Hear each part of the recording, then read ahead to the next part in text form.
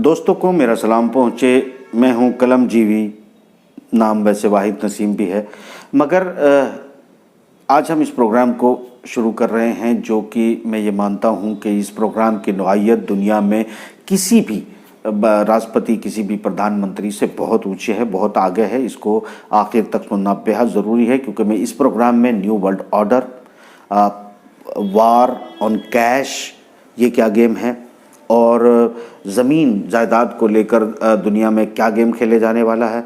और मैं पहले भी कई बार इसकी जिक्र कर चुका हूं, मगर अब ये पीक पर आ गया है और समझाने और समझने की ज़रूरत है कि लोगों को क्यों किसानों की ज़मीन का क्या होने वाला है और किसको चाहिए ये ज़मीनें, और क्या इनका हो सकता है ये छोड़ी जाएंगी कि ले ली जाएंगी। इन सब पर मैं बात करूँगा और इसकी वजूहात क्या है इस पर भी बात करूँगा।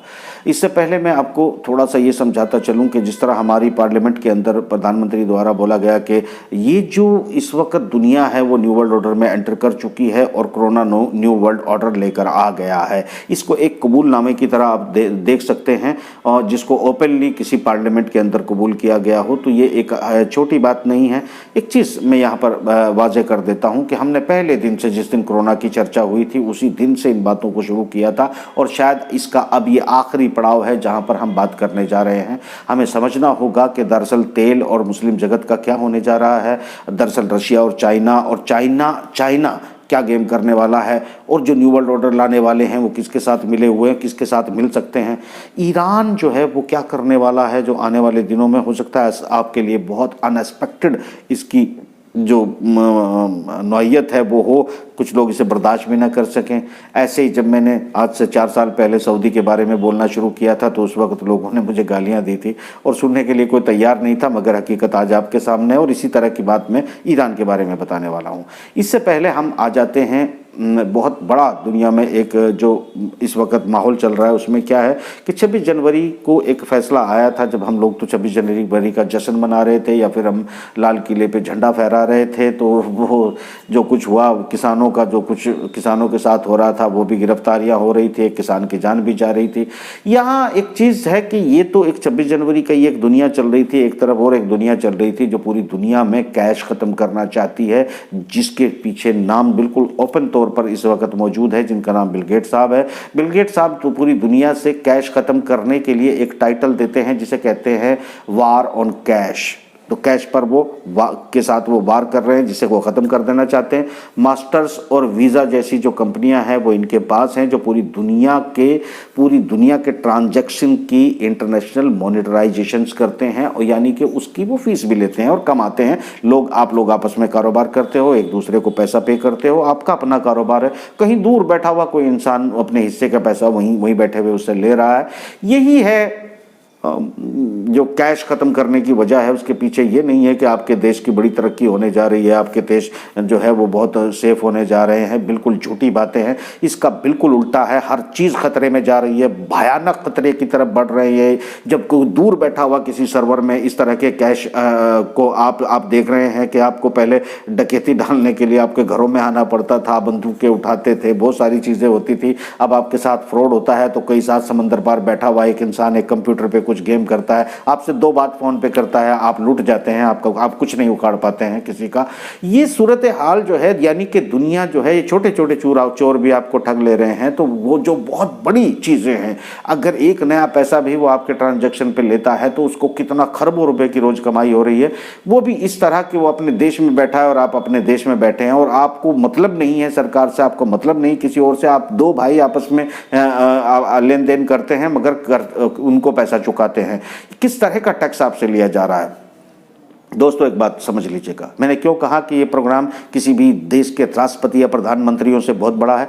इसलिए कहा कि याद कीजिएगा, इतिहास में कैरेक्टर पर नज़र डालिएगा, तमाम दुनिया को देखिएगा, जहाँ पर आप देखेंगे फ़िरौन की कहानी जिन्होंने अपने खुदा होने का दावा किया, आप देखेंगे सिकंदर आज़म की कहानी जिसने पूरी दुनिया को फतेह कर लिया, आप देखेंगे चंगेज़ खान जो पूरी दुनिया, आधी दुनिया या जितनी भी दुनिया को कवर किया, आप देखेंगे ऑटोमन एम्पायर जो आधे 2-3 मतलब समुद्री इलाकों इलाकों में और 2-3 द्वीपों में वो फैल चुका था, बर्रे आज़मों में वो फैल चुका था।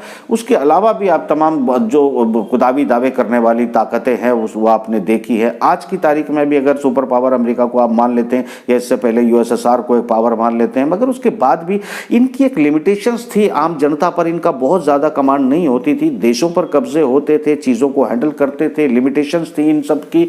आज खतरा इस बात का है कि जो न्यू वर्ल्ड ऑर्डर है और जिसमें कुछ लोग खुशियां मना रहे हैं, बड़ी खुशी से गर्दन झुकाकर अपने लोगों को कटवाने की तैयारियां कर रहे हैं, वो कान खोलकर सुने। मैं जानता हूं मैं कितना बड़ा खतरा मोल ले रहा हूं, मगर इससे क्या होगा? बहुत सारे लोग सरहदों पर भी शहीद होते हैं, बहुत सारे लोग जो हैं वो बुद्धिजीवियों से तो नफरत इसीलिए होती है कि बुद्धिजीवी असलियत बताते हैं, लोगों की बातें खोलते हैं, जिससे लाखों लोग जो है वो ये जान पाते हैं कि चल क्या रहा है, और धीरे धीरे धीरे धीरे 1 साल 2 साल या 100 साल में फिर उस बात का असर होता है। चूंकि ये एक स्लो काम भी कर सकती है बातें, मगर इसीलिए जो है बड़ी खतरनाक होती है सिचुएशन जो मैं आपके साथ में डिस्कस कर रहा हूं। मगर चलिए क्या है, देखा जाएगा जो होगा। एक चीज समझ लीजिएगा कि ये जो इस वक्त one world one order, one currency, one world one government, new world order, ये सब जो खेल है वो एक ही जगह से सेंट्रलाइज किया जा रहा है।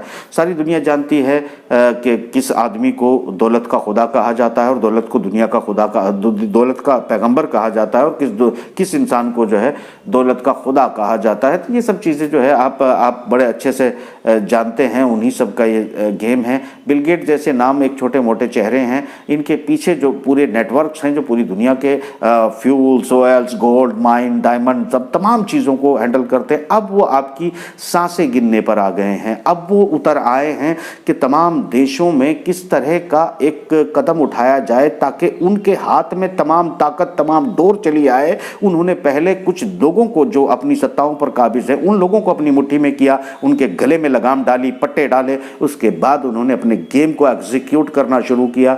सवाल ये है कि इंसान धरती पे ईश्वर का पैदा किया हुआ है, वो अपनी मर्जी से ज़िंदगी जीता है, आज़ाद जीता है, मगर ये कौन है जो पूरी तरह से पूरी दुनिया के एक एक इंसान को गुलाम बनाकर उनकी सांसों को गिनना चाहते हैं। वो परमिशन वो करेंगे कि आप कितनी सांस लेंगे, कितनी नहीं लेंगे, कितने कदम चलेंगे, कितने नहीं चलेंगे, किस चीज़ पर चलेंगे, किस चीज़ पर नहीं चलेंगे, ये सब वो तय करेंगे। यही न्यू वर्ल्ड ऑर्डर है, यही वन वर्ल्ड वन गवर्नमेंट है, यही वन करेंसी का खेल है। ये बहुत ही खतरनाक हो चुका है।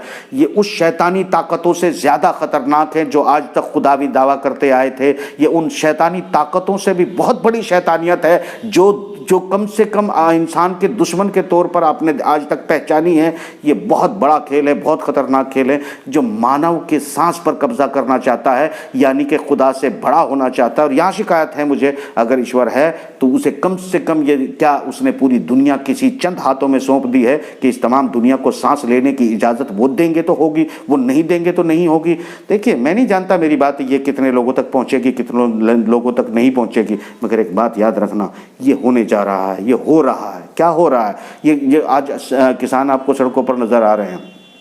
एक बात समझ लीजिएगा, किसानों की बातों से भी ज़्यादा आपको जो, जैसे मैंने अभी करेंसी का मामला बताया है, तो इस करेंसी में किसानों पे आता हूँ मैं समझाऊंगा ये ज़मीनें क्यों ली जा रही हैं, क्यों ली जाएंगी। कोई नहीं रोक सकता, ना कोई कानून बदला जाएगा, ना उठाया जाएगा, ना ख़त्म किए जाएंगे। क्यों आखिर ऐसा हो रहा है? तो इसे समझ लीजिएगा पहले। मगर इससे पहले मैं ये बताना चाह रहा था कि देखिए, एलन मस्क ने आज ट्वीट किया है, ऐलान किया है कि वो क्रिप्टो करेंसी यानी बिटकॉइन को जो है वो ऑयल करेंसी के रूप में भी देख रहा है, यानी कि डॉलर को यहाँ से हटाना शुरू कर दिया गया है और बिटकॉइन उसकी जगह लेते हुए जा रहा है। यहाँ पर बिटकॉइन के अलावा तीसरी भी क्रिप्टो करेंसी हो सकती है। यहाँ ये देखा जा रहा है कि 1.7 बिलियन डॉलर जो है वो इन्वेस्टमेंट किए हैं बिटकॉइन में, बिलियन डॉलर जो है इन्वेस्ट किए हैं एलन मस्क ने। एलन मस्क वो आदमी है जो आगे आने वाली दुनिया में तेल रहित गाड़ियां बना रहा है, तेल रहित जहाज बना रहा है जो इलेक्ट्रॉनिक हैं पूरी तरह से, यानी कि तेल को वो एक किनारे कर रहा है।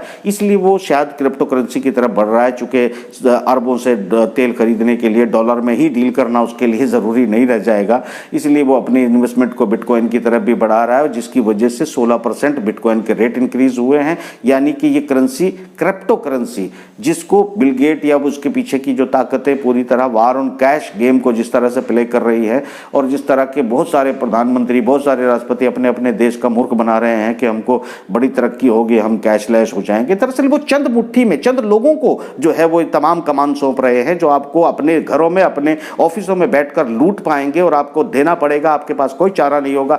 आप जितने ऐप यूज करते हैं, जितनी चीजें यूज करते हैं, देख लीजिएगा कि आपके ट्रांजैक्शंस के आपको कितने पैसे अदा करने पड़ते हैं। कौन है वो विदेशी लोग जो हमारा माल लूटना चाहते हैं? हम अपने देश का खा रहे हैं, अपने देश में कमा रहे हैं, अपने भाइयों को लेन देन कर रहे हैं और हम विदेशियों को पेमेंट किए चले जा रहे हैं। क्यों? हमसे जो है कौन है वो इंसान जो हमको लुटवा रहा है? वो तुम्हारा हितैषी हो सकता है? कभी नहीं हो सकता है। वो जो इन सब खेल में शामिल है।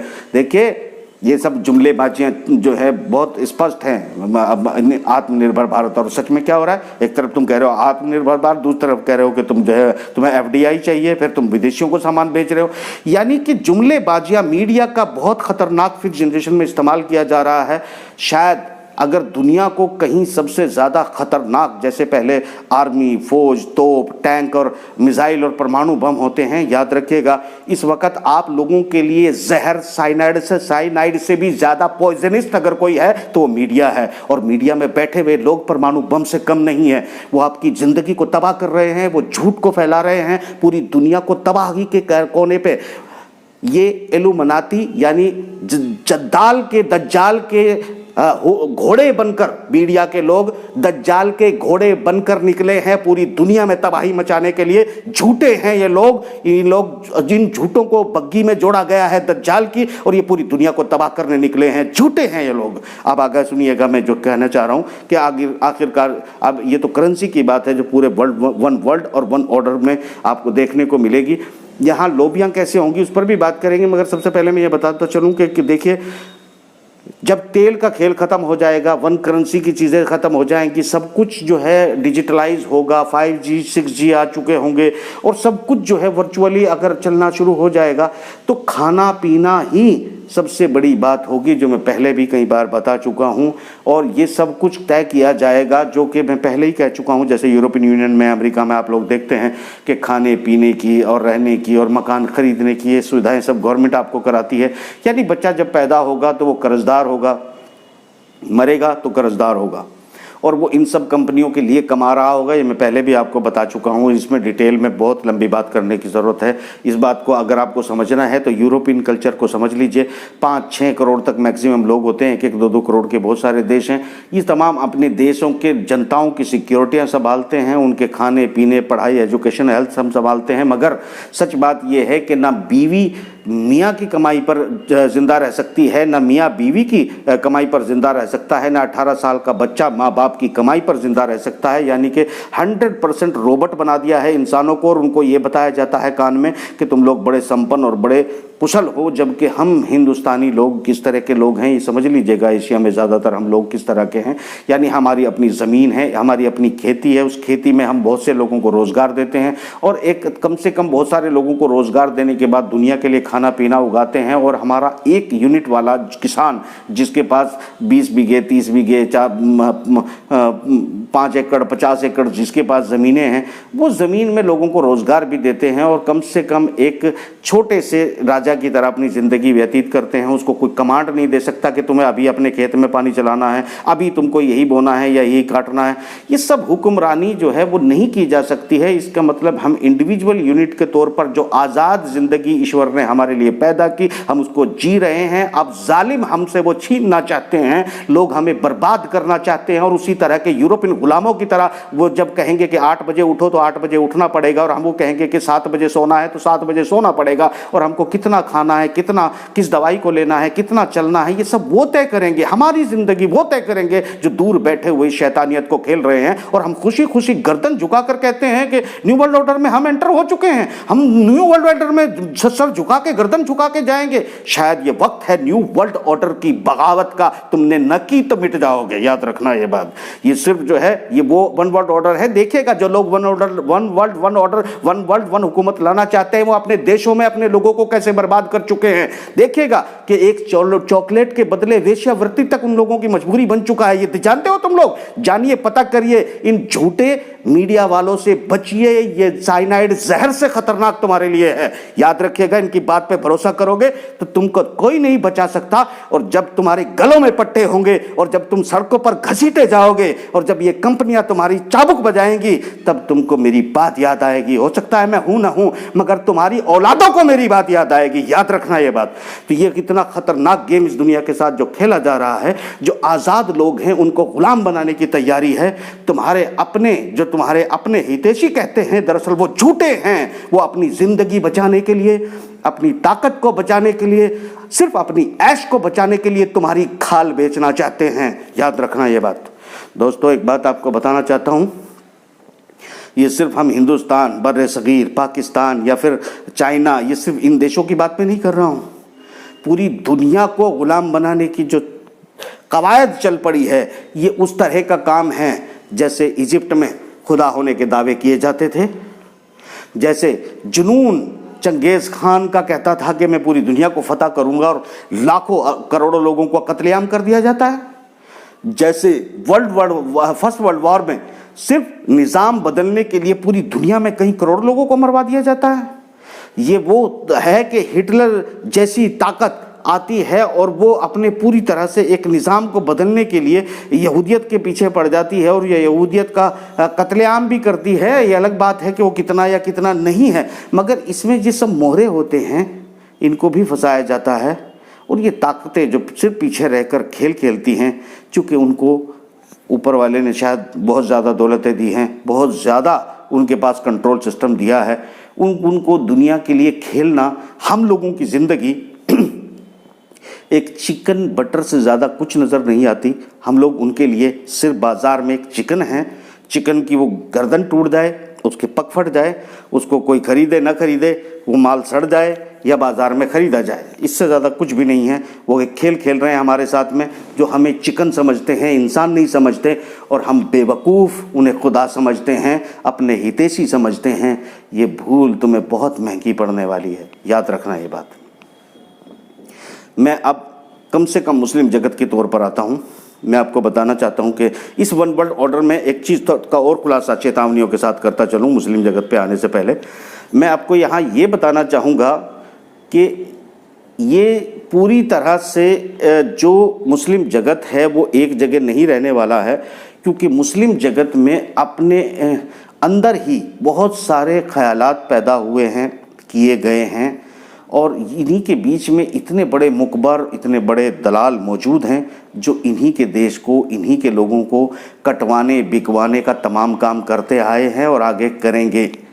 एग्ज़ाम्पल के तौर पर अगर देखना है तो डीपली इस वक्त पाकिस्तान, देखिए अरब सीरिया में क्या हो रहा है, यमन में क्या हो रहा है, ये सब बातें हम कर चुके हैं। मुसलमान आपस में लड़ रहे हैं, चाहे वो दाइश बन के आए तो मुसलमान को मारता है, चाहे वो अलकायदा बन के आए तो मुसलमान को मारता है, चाहे वो कोई और बन के आए तो मुसलमान को मारता है। मुसलमान ही उठता है, हथियार लेता है और ख़रीदता है उन कंपनियों का जो इस वक्त दुनिया में को रूल करना चाहती हैं। उन कंपनियों का माल अपना पैसा देकर ख़रीदता है और अपने भाइयों को मारने निकल पड़ता है। तो ये एक बेवकूफ़ कौम अपने आप को अक्लमंद समझ रही होगी, मुझे नहीं पता ये कितने हैं। अगर आपको और सच्चाई जाननी है तो हिंदुस्तान में आप मुसलमानों को, आपका दोस्त अगर कोई गैर मुस्लिम इंस्पेक्टर या किसी पुलिस डिपार्टमेंट में हो तो उससे पूछेगा कि उसके मोहल्ले में जहां वो ड्यूटी कर रहा है उसके इलाके में कितने मुस्लिम मुकबर हैं, तो आपको तकरीबन जितने मुकबिर वहाँ पर मौजूद होंगे उसमें से 99% मुस्लिम आपको नज़र आएंगे। याद रखिएगा ये बात, पता कर लीजिएगा मेरी बात पे यकीन करने से पहले। दोस्तों,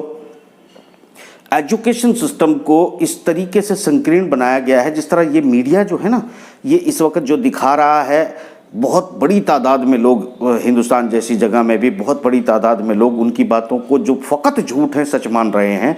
ठीक उसी तरह मुस्लिम कम्युनिटी की एक एजुकेशन सिस्टम को जो उनसे झूठ बोला जा रहा है वो उसको सच मान रहे हैं।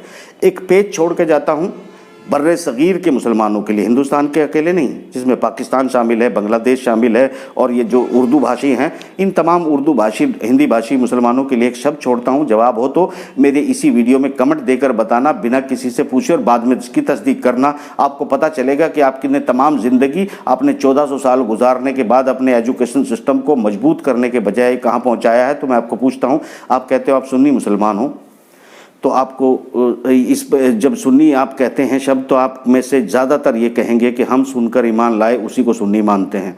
ज़्यादातर की बात कर रहा हूँ, दो इक्का दुक्का जिसको पता है वो किसी को नहीं बताता है। इसका मतलब सब लोग जानबूझकर प्लांटेशन के साथ गुमराही की तरफ ले जा रहे हैं। तो माफ़ करना, सुनना उर्दू का शब्द है, सुन्नी अरबी का शब्द है, और सुनने को समाअत कहते हैं। समाअत कहते हैं, सुनना नहीं कहते। अगर सुन के ईमान लाने की बात आप करते हैं अरबी में, तो वहाँ समाअतु आप कहेंगे तो आप सुनने की बात करेंगे। यहाँ इतनी बड़ी कन्फ्यूज़न है कि आप में से कितने लोग, परसेंटेज चेक कर लीजिएगा ईमानदारी से और मुझे कमेंट करके बताइएगा।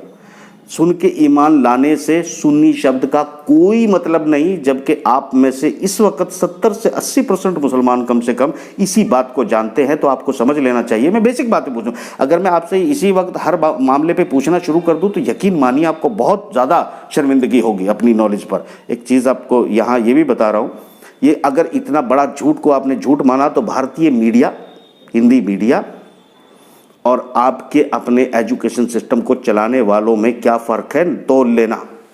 इसलिए कि आप लोग जो बातें सुन रहे हैं मैं इत्तफाक उनमें नहीं रखता हूं, और जो कुछ मैंने बातें की हैं इनको आप शिया सुन्नी मसलक से मेरा कोई मतलब नहीं है, किसी भी मसलक से मेरा कोई मतलब नहीं है, मैं सिर्फ मुसलमान हूँ। एक चीज़ मैं आपको यहाँ बता देना चाहता हूँ दोस्तों, अभी मैं एक प्रेडिक्शन और करके जाऊँगा इसी प्रोग्राम में, मगर इससे पहले बताता हूँ कि जो मुस्लिम जगत है दरअसल ये बट जाएगा और बढ़ते हुए आपस में लड़ते हुए भी नज़र आएगा। जो ईरान इस वक्त आपको दिखाई दे रहा है कि वो अमेरिका का, इजराइल का सबसे बड़ा दुश्मन है, आने वाले कुछ सालों में इजराइल और अमेरिका का सबसे बड़ा दोस्त ईरान होगा। और तब तक ये अरब ममालिक अपने अपने जाल में फंस चुके होंगे। चूँकि इस मौका परस्ती जो सत्ताएं होती हैं किसी की भी, ये धार्मिक तौर पर मैं नहीं कह रहा हूँ, जब किसी भी देश के राजा या सत्ताएं होती हैं और वो चतुर होते हैं तो मौका कभी नहीं गंवाते, क्योंकि अरब ममालिक उस मामले जाल में फंस चुके होंगे, अपनी उलझन से निकल रहे होंगे। वजह बड़ी सीधी है कि जो बहुत बड़े खिलाड़ी हैं, याद रखना कि उन खिलाड़ियों के पीछे जिनकी मैं बात कर रहा हूँ उनका यहूदियत या ईसाइयत से कोई मतलब नहीं है, और वो इजराइल को भी बहुत बड़े ख़तरे में डाल चुके हैं। 2000 साल बाद यहूदियत जो है वो किसी तरीके से इजराइल में इकट्ठा हुई और अपने आप को दुनिया का खुदा बनने की या दुनिया को फतेह करने के ख्वाब देखने लगी, और अपनी ही गलतियों के चलते, जैसे कि माजी में उन्होंने की थी, एक बार फिर की है। और ये इस वक्त की इजराइल की गलती उनको इतनी भारी पड़ने जा रही है। ये एजेंडा 2030 के अंदर आप देखेंगे कि इजराइल किस तरह अपने आप को मजबूर, असहाय देखेगा और दुनिया की तरफ मदद की बात करेगा। यहाँ मैंने कहा ईरान एक बार फिर से पाला बदलेगा और अपना फ़ायदा उठाने की कोशिश करेगा। यहाँ पर अरब ममालिक फंस चुके होंगे, ये एक बात है। दूसरी, इस पहलू की प्रोडक्शंस में ये भी बताता चलूँ कि तुर्की जो अपने आप को 2023 से पहले शायद खिलाफत का जो एक निज़ाम है वो वहाँ पर नाफिज कर दे और नया कानून बनाकर अपने आप को खलीफा घोषित कर दे। उसके बाद हो सकता है कि ये जो भगदड़ मचेगी गल्फ़ में, वो उसके बाद ही ज़्यादा तेज़ी से भगदड़ें मचेंगी। ये जंग हार जाए, वो जीते ये मैं नहीं कह रहा हूँ, बहुत हद तक, बाकी तो अल्लाह जानता है, मगर बहुत हद तक ये है कि वो जंग हार जाए। उसकी वजह होगी बिरादराने मुसलमान देश, वो बिल्कुल, क्योंकि जो पूरी दुनिया को एक मुट्ठी में बंद करना चाहते हैं, जो दुनिया की ज़मीन, ज़राए, खाना पीना सब कुछ अपनी मुट्ठी में कैद करना चाहते हैं, दरअसल वो तुर्की को सिर्फ इस्लाम के नाम पर हुकूमत दुनिया में बनाने देंगे इतनी आसानी से? ये बहुत मुश्किल है, बहुत मुमकिन नहीं है, मगर ये कोशिश की जाएगी, इससे इनकार नहीं कर सकते। हार या जीत अल्लाह जानता है। एक चीज़ इससे आगे की बढ़ते हुए बताता हूँ कि इस वक्त तुर्की, रशिया, चाइना, पाकिस्तान, ये जो कॉलिशन आपको नज़र आ रहा है, हो सकता है तब तक हम एक वार से गुजर चुके हों, दुनिया एक बड़ा युद्ध देख चुकी हो और कई देश आपस में लड़ चुके हों, उन देशों के कई टुकड़े भी हो चुके हों, दुनिया में बहुत सारी मानवता की हानि भी हो चुकी हो, और उसके बाद जब शुरू होता है दिन, तो आप देखेंगे कि जो one world one order, one world one currency और न्यू वर्ल्ड ऑर्डर को जिन्होंने बनाया, प्लांटेशन करा, मेरा यकीन है कि वो इस जंग को हार जाएंगे। अलबत्ता रशिया को एक बार फिर जो है यूरोपियन यूनियन, अमेरिका, इन सबको रशिया की ज़रूरत पड़ेगी, क्योंकि तब तक मुझे लगता है कि चाइना एक इतना बड़ा ताकत बन चुका होगा जिसे पूरी दुनिया को लड़ना पड़ेगा और पूरी दुनिया के लिए ये एक ख़तरा बन के उभरेगा। क्योंकि इस वक्त new world order, new currency, new world order में सब में चाइना की ज़रूरत है, उन लोगों को जो इस पूरे गेम को प्ले कर रहे हैं। नोट कर लीजिएगा ये बात, क्योंकि चाइना के पास पैसा है, चाइना के पास जो इंसानों की कैपेसिटी है वो बहुत ज़्यादा है, उसके अलावा उसके अपने 17-18 मुल्क हैं जो कभी भी उसका साथ देने से पीछे नहीं हटेंगे। और एक बात यहाँ नोट कर लीजिएगा कि प्रोडक्शन कैपेसिटी चाइना के पास इतनी ज़्यादा है कि ये एजेंडा 2030 को अगर इसी दौरान तमाम दुनिया को अपने कब्जे में करने वाली ताकतें हैं, उन्हें चीन का सहारा लेना पड़ेगा, यानी इजराइल को किनारे कर दिया जाएगा, अमेरिका भी शायद किनारे रह जाएगा, और ये तमाम ताकतें इकट्ठी होकर चीन में कहीं दाएं से और बाएं से एंट्री मारेंगी। और चीन का कोई धार्मिक सेंटेंस से या सेंटिमेंट ना होने के कारण बड़े आसानी से चीन उन सब लोगों का, उन गद्दारों का, उन दुनिया को लूटने वाले जालिमों का रास्ता खोलेगा, और उस वक्त चीन दुनिया के लिए सबसे बड़ा खतरा बन चुका होगा। और तब मुस्लिम जगत, ईसाई जगत, यहूदी जगत, सबको इकट्ठे होकर अकेले चीन से लड़ना पड़ेगा। ये याद रखिएगा। ये इसीलिए मैंने कहा कि ये प्रोग्राम जो है वो किसी राजा, किसी प्रधानमंत्री और किसी राष्ट्रपति से बहुत बड़ा है। अलबत्ता यहाँ इस प्रोग्राम के ज़रिए मैं ज़रूर खुदा से शिकायत करते हुए इस प्रोग्राम को ख़त्म करूँगा कि परवरदिगार, अगर तूने इतने सारे इंसानों को इस ज़मीन पर, रूहे ज़मीन पर पैदा किया, आपसे पहले कम से कम इतने बड़े जालिम तूने इस ज़मीन पर पैदा नहीं किए जो पूरी दुनिया की सांसें गिनना चाहते हों, हर इंसान को अपनी मुट्ठी में लेना चाहता हों और राजाओं को अपने जूते के नीचे दबा के बैठे हों। इतने ताकतवर बनाने की ज़रूरत क्या थी, या फिर ये दुनिया बनाने की ज़रूरत क्या थी, या फिर अपनी ही किताबों में इन्हें आज़ाद बताने की ज़रूरत क्या थी। ये शिकवा मेरा खुदा से है। तुम लोग तो समझो न समझो, मैं क्या कर सकता हूँ, अपनी बातें